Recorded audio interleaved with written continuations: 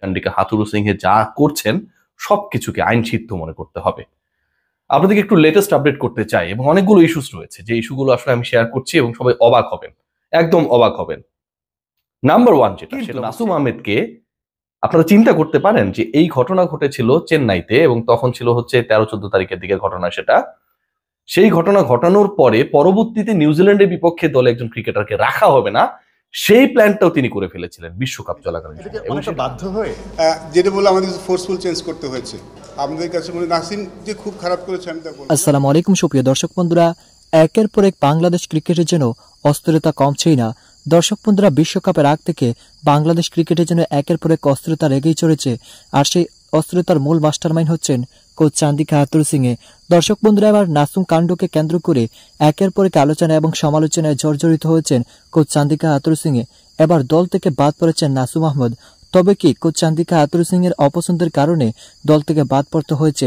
দর্শক বন্ধুরা, অন্যদিকে মুখ না খুলেও যেন এবার মহা বিপদে পড়ে গেলেন নাসুম আহমেদ। দর্শক বন্ধুরা, সেই সকল বিষয়গুলোকে কেন্দ্র করে রিয়াসত আজিম ভাই অত্যন্ত চমৎকার কিছু বিশ্লেষণ করেছেন এবং সেই সাথে সেই সকল বিষয়গুলোকে কেন্দ্র করে আপনাদের মাঝে অত্যন্ত চমৎকার কিছু প্রতিবেদন তুলে ধরেছি। আপনারা সেই প্রতিবেদনগুলো দেখলে অবশ্যই বুঝতে পারবেন তাহলে কেন নাসুম আহমেদ বাদ পড়েছেন। তো দর্শক বন্ধুরা, চলুন আমরা সেই সকল বিষয়গুলো পরিপূর্ণ জেনে নিই। অবশ্যই ধৈর্য সহকারে পুরো ভিডিওটি দেখবেন, তাহলে এই সকল বিষয়গুলো পরিপূর্ণ বুঝতে পারবেন। বা থাপড়ানো একদম, যদি আমরা বাংলা ভাষায় বলি, আলোচনাটা অনেক দূর গেছে, অনেক দূর গড়িয়েছে এবং এই আলোচনা চলবে। এই আলোচনার সমাধান আমরা হবে না সেটা ধরে নিতেই পারি, তবে তার মানে এই না যে মুখ বন্ধ রাখতে হবে, তার মানে এই না যে প্রতিবাদ হবে না, তার মানে এই না চান্ডিকা হাথুরুসিংহে যা করছেন সবকিছুকে আইন সিদ্ধ মনে করতে হবে। আপনাদেরকে একটু লেটেস্ট আপডেট করতে চাই এবং অনেকগুলো ইস্যুস রয়েছে যে ইস্যুগুলো আসলে আমি শেয়ার করছি এবং সবাই অবাক হবেন, একদম অবাক হবেন। নাম্বার ওয়ান যেটা, সেটা হচ্ছে নাসুম আহমেদ যে ক্রিকেটারকে নিয়ে এই ঘটনা। অনেকেই বলছেন যে আমি কেন নাম বলেছি, এটা নিয়ে অনেকের আপত্তি রয়েছে। অফকোর্স সেই আপত্তি থাকতেই পারে, কিন্তু নাসুম আহমেদ এমন কেউ না যিনি কোনো অপরাধ করেছেন তার নাম বা তার ছবি প্রকাশিত হলে এখানটায় তার মান সম্মান চলে যাবে। বাংলাদেশে একজন ক্রিকেটারকে একজন কোচ পেটাচ্ছেন, তিনি তার মতো করে স্ল্যাপিং করছেন এবং সেই ক্রিকেটারের জন্য আমরা ভয়েস রেজ করতে পারবো না, পার্টিকুলার পিন পয়েন্ট করে আমরা অ্যাটাক করতে পারবো না, যিনি আসলে তার উপর নির্যাতন চালাচ্ছেন, মানসিকভাবে বলতে পারেন যতটুকু শারীরিক তার থেকে, সেটা আসলে হতে পারে না। আপনি যত আসলে উচ্চভাবে জিনিসগুলোকে বলবেন, সর্বনাম ব্যবহার করবেন, তত আমরা ফোকাস থেকে সরে যাব। রিয়াসাত আজিম, আমি সেই কারণেই আসলে সবসময় চেষ্টা করেছি যেগুলো টু দা পয়েন্টে কথা বলতে। আমরা যখন টু দা পয়েন্টে কথা বলবো, কারো কাছে কি মনে হচ্ছে যে নাসুম কোথাও ছোট হয়েছে? বুকে হাত দিয়ে বলুন তো, নাসুম কোথাও ছোট হয়নি। নাসুম তো ছোট হবার মতো কোনো কিছু করেন নাই। কিন্তু বাংলাদেশ ক্রিকেট বোর্ড, যারা আসলে নাসুমদের অভিভাবক, তারা যা করছে সেটা আসলে আমাদের সবাইকে ছোট করছে। কিভাবে? নাসুমকে বাংলাদেশ ক্রিকেট বোর্ড থেকে একদম স্ট্রিক্টলি বলে দেওয়া হয়েছে, বাংলাদেশ ক্রিকেট বোর্ডের যে কনসার্ন ডিপার্টমেন্ট সেখান থেকে স্ট্রিক্টলি বলে দেওয়া হয়েছে নাসুম যেন এই ইস্যুতে কারোর সাথে কথা না বলে। ইনফ্যাক্ট নাসুম যেন আপকামিং ডেজ গুলোতে এই ইস্যু না, কোনো ইস্যুতেই যেন কোনোভাবে কোনো সংবাদকর্মী কোনো কারো কাছেই আসলে মানে ইন্টারভিউ বা কোনো প্রশ্ন করা, হাই হ্যালো করা, কোনো কিছুর মধ্যে না যায়। Bangladesh cricket board right now they are trying to make it sure যে নাসুম যেন কোনোভাবেই আসলে চান্ডিকা হাথুরুসিংহে যে ইনসিডেন্টটা চেন্নাইতে ঘটিয়েছিলেন সেই ব্যাপারে ভোকাল না হন। Bangladesh cricket board trying to ensure it, এবং নাসুম আহমেদকে একদম স্টপ করে দেওয়া হয়েছে।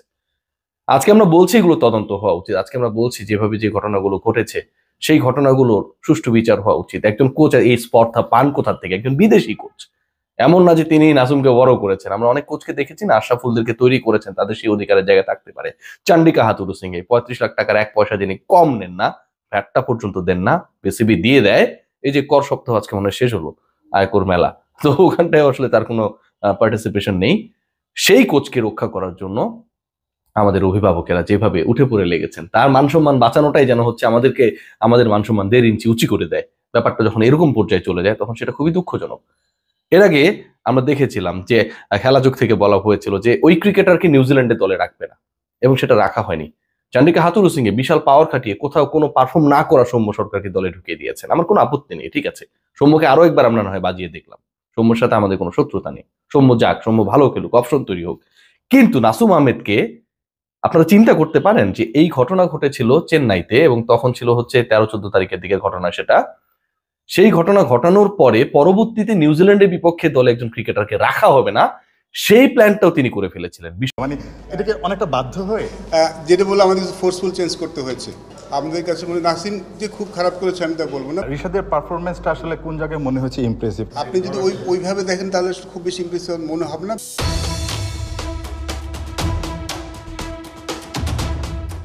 রোম যখন পুড়ছিল নিরো তখন বাঁশি বাজাচ্ছিল, আর চান্ডিকা হাথুরুসিংহে দলের 12টা বাজিয়ে রীতিমতো উদ্দাম নৃত্যে ব্যস্ত। একজন ক্রিকেটারকে চড় মারার কাণ্ডে যখন পুরো ক্রিকেট পাড়া ক্ষুব্ধ, তখন তাতে তার কোনো কিছুই যেন আসতে যাচ্ছে না। টাইগার মাস্টার মাইন্ড রীতিমতো হাসি ঠাট্টায় ব্যস্ত। নিউজিল্যান্ড সফরকে কেন্দ্র করে যে দলটা ঘোষণা করা হয়েছে, সেখানে তার পছন্দের ক্রিকেটার সৌম্য সরকারকে দলে অন্তর্ভুক্ত করিয়ে তিনি আরও একবার বুঝিয়ে দিয়েছেন তার খেলাটা এখনও শেষ হয়নি। সৌম্য সরকার কোথাও কোনোভাবে পারফর্ম করতে পারেননি, কিন্তু নিউজিল্যান্ড সফরের টি-20 এবং ওয়ানডে স্কোয়াড দুই জায়গাতেই তিনি ঢুকে পড়েছেন। কোন বিবেচনায়, কেন, সেই ব্যাখ্যাটা পরিষ্কারভাবে দিতে পারছেন না নির্বাচকরাও। চিন্তা করেছে এটাই যে যেহেতু এই কন্ডিশনটা আগে খেলেছে, এই কন্ডিশন আগে রান করেছে, কিছুটা বলি অলরাউন্ড অ্যাবিলিটি আছে, এই চিন্তা করে দল নিয়েছে। সে বলছিলেন যে আসলে নিউজিল্যান্ডের কন্ডিশনে হয়তো বা সৌম্য ভালো করেছেন। যদি আমরা লাস্ট সিরিজটা দেখি, সেবারও কিন্তু একই বিবেচনা তাকে নেওয়া হয়েছিল 2021 সালে। একটা ম্যাচে 1, একটা ম্যাচে 0, একটা ম্যাচে 32 করেছিল। তাহলে ওই কন্ডিশনে তো আসলে সৌম্য সরকার খুব একটা যে মানে এটা তো বলা যাচ্ছে না, মানে এটাকে অনেকটা বাধ্য হয়ে যেটা বলে আমাদের ফোর্সফুল চেঞ্জ করতে হয়েছে। নিজের অপছন্দের ক্রিকেটারকে বাদ দেওয়ার জন্য কত ধরনের জালি তো তৈরি করেন চান্ডিকা হাথুরুসিংহে। এই যেমন তামিমকে প্রথমে আনফিট বলে বাদ দেওয়ার চেষ্টা করেছিলেন, যখন তিনি ফিটনেস পরীক্ষায় পাশ করে পারফর্ম করছেন তখন তাকে মিডল অর্ডার ব্যাটসম্যান বানিয়ে দেওয়া হলো। শেষ পর্যন্ত বিশ্বকাপেই নেওয়া হলো না, যার কারণে তামিম বলেছেন দলের মধ্যে নোংরামি চলছে। মাহমুদুল্লাহ রিয়াদকে আনফিট বা এই বয়সের ক্রিকেটারকে বিশ্বকাপে নিয়ে যাওয়া যায় না বলে তিনি বাদ দিতে চেয়েছিলেন। অবশেষে তিনি গিয়েছেন, পারফর্মও করেছেন, তাকে ভুল প্রমাণ করেছেন। নাসুম আহমেদকেও যেই রোলটা দেওয়া হয়েছিল, সেই রোলটা পালন করার পরও একমাত্র নিজের অপছন্দের ক্রিকেটার হওয়ার কারণেই শেষ পর্যন্ত নিউজিল্যান্ড সফরের দলে তাকে নেওয়া হয়নি। অথচ শেষ টি-20তেও তিনি 4 ওভারে মাত্র 15 রান দিয়েছিলেন। তার রোলটা আসলে ওভাবেই দেওয়া হয় সব সময়, পাওয়ার প্লেতে এসে কিছু রান চেক দেওয়া কিংবা মানে যতটুকু ইকোনমিক্যাল বোলিং করা যায় সে কাজটা তো ঠিকঠাক মতো গত আফগানিস্তান যে লাস্ট সিরিজটা তিনি খেলেছেন সেখানে বেশ ভালোভাবেই করেছিলেন। লাস্ট ম্যাচটাতেও 15 রান দিয়েছিলেন 4 ওভারে। আমরা আসলে এখন চাচ্ছি একটা attacking bowler, to be honest, যে কিনা মাঝখানে আমাদের উইকেটে নিতে হবে। দেখুন আমরা রিশাদ হোসেনকেও নিয়েছি, কারণ সবাই ফিল করছে যে একজন স্পিনার আমাদের ডেভেলপ করা দরকার। আমাদের কাছে মনে হয় নাসিম যে খুব খারাপ করেছে আমি তা বলবো না। রিশাদের পারফরমেন্সটা আসলে কোন জায়গায়? তো দর্শক বন্ধুরা, আপনারা হয়তো পুরো ভিডিওটি দেখে এবং এই সকল কথাবার্তাগুলো শুনে অবশ্যই বুঝতে পেরেছেন অবশেষে নাসুম আহমেদ দল থেকে বাদ পড়েছেন।